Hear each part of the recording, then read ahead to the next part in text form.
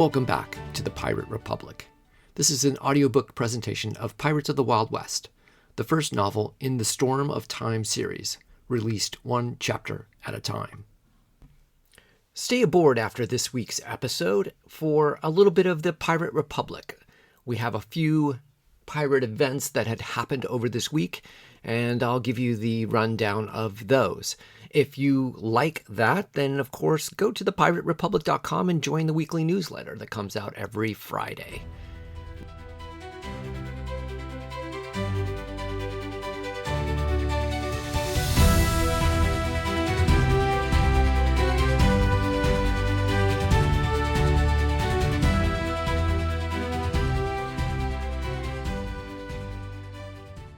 Chapter 23, The Ascent. It took 3 men again to pull the exhausted Black Caesar onto the deck of the tugboat. The big pirate was dripping wet and shivering from the cold waters of the bay.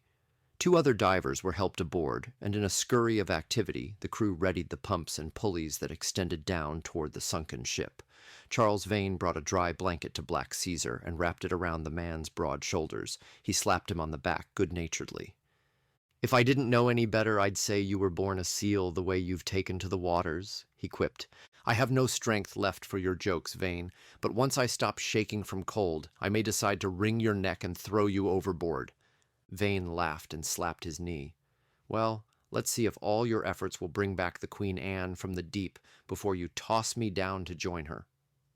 The men and women aboard the tug watched Beekman pace around the railing, looking over the side, inspecting the hoses and lines descending below the water, down to the ship lying beneath them. He checked the pumps and the anchor to see that all were properly readied. Turning to the anxious crew, he smiled and nodded to them. "Start the pumps." Charlotte watched the hoses inflate as the manually operated pumps sent volumes of air down toward the bladders that were placed inside the hull of the ship. Philip approached and stood beside her, watching as the air pulsed through the rubber tubes. "How long will it take?" Charlotte asked him.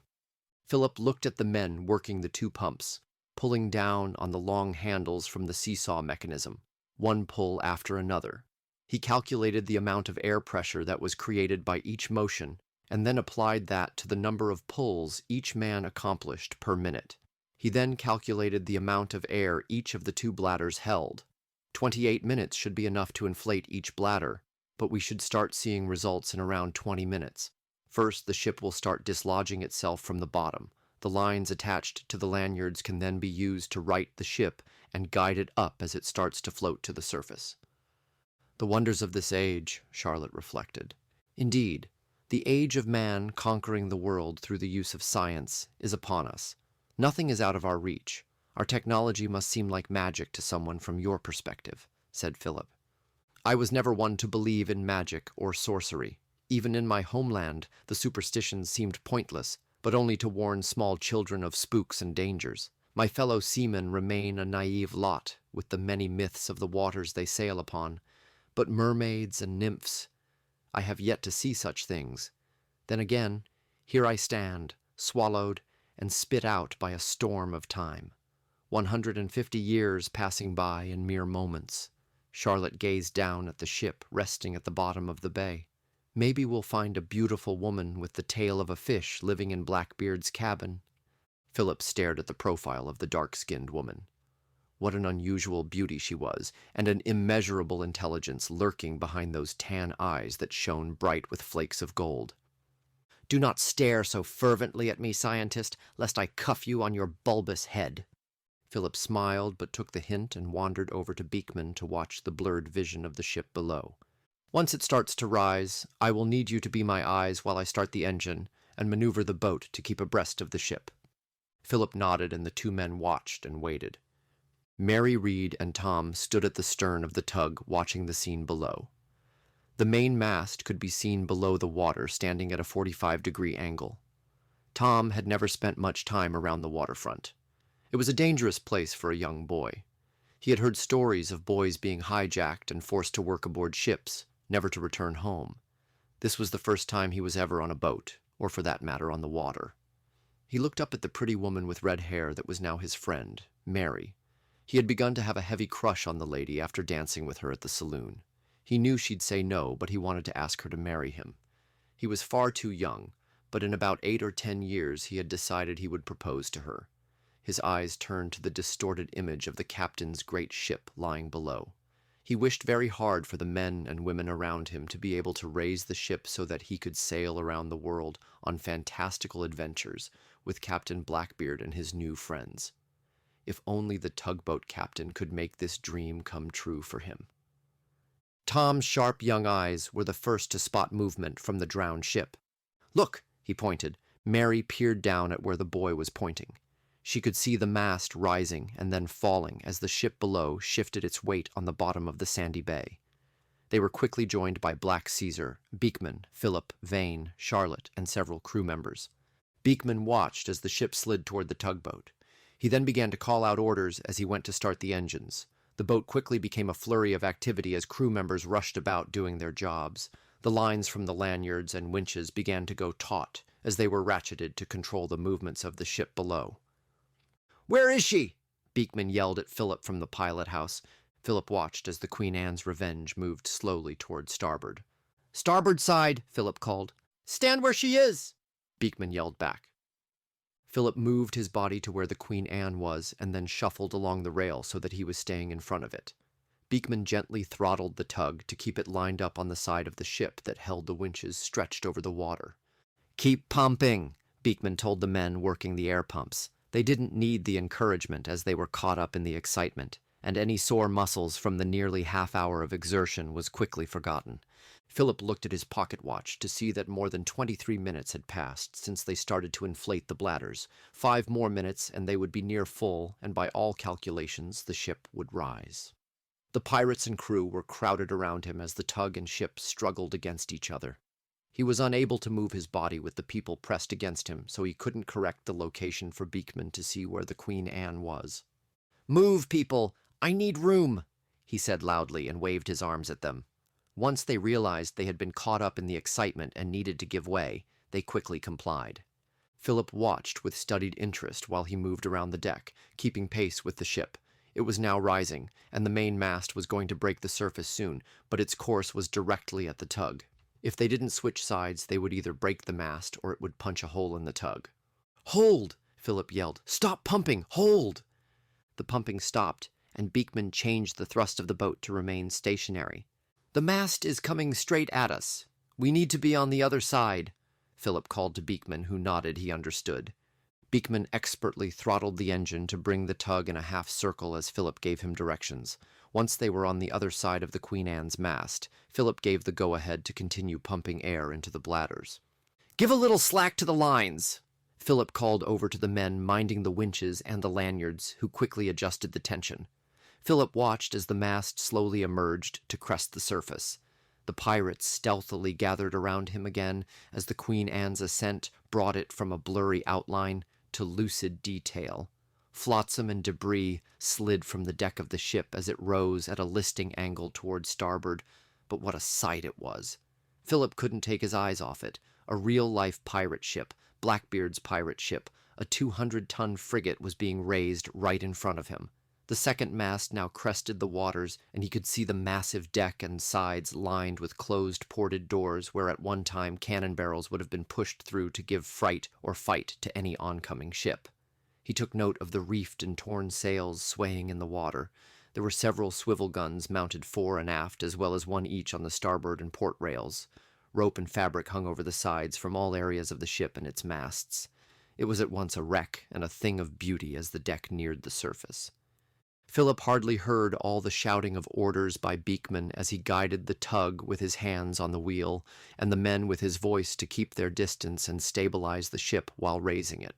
Philip watched as the wooden rails reached the air, and water began to cascade off the port side as the deck emerged. The ship's bell, now clear of the water, swayed back and forth, sounding its deep-toned gong with each rise and fall. Loud cheers erupted from the pirates and the crew alike. Black Caesar lifted Tom up and onto his shoulders, and the travelers in time danced around each other cheering. Beekman ordered the men at the pumps to cap off the hoses leading to the bladders, as more air at this point would not bring the ship up any higher. The listing Queen Anne's Revenge let out low creaks and groans as water gave way to air. The two waiting divers made haste to submerge and swim to the hole made by the cannon barrel that had sent the great ship to the bottom of the bay. They would install planks of wood to temporarily hold the water back after the bladders were capped where the hoses entered the ship. The tug would then slowly pull the ship to a cove where it could be careened and repaired. Philip felt the large hand of Black Caesar lay upon his shoulder.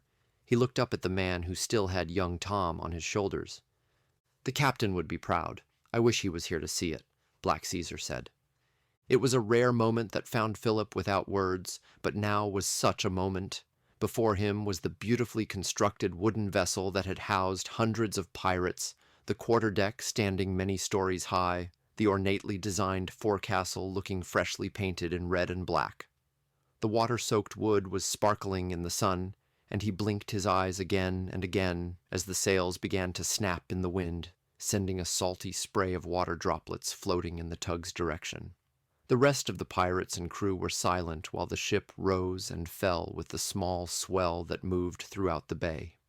He saw Beekman stare at the ship, open-mouthed, letting his pipe fall into the water without a care for it.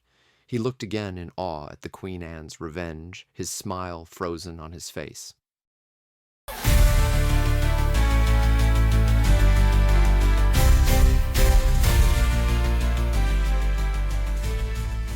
I hope you're enjoying this historical fiction book with pirates and time travel all wound together in it. You can find the ebook and physical books at my website, briancantrell.com. You can also find the second book in this series, Pirates of World War II. And if you're a fan of pirates, you can check out thepiraterepublic.com. It's a weekly newsletter that I put out every Friday. All sorts of great pirate history, events, news, and happenings. You can also toss a few doubloons our way by joining our Patreon at Patreon, The Pirate Republic. This past week in pirate history, we have 3 roads under the black flag. Not every pirate story ends the same. Some begin with ambition, some end with redemption, and some end at the gallows. On May 19th, 1690, Edward Lowe was born. One of the most feared and brutal pirates of the Golden Age. If Black Bart was disciplined, Lowe was chaos. His reputation became legendary not because of how many ships he took, but because of how cruel he was said to be.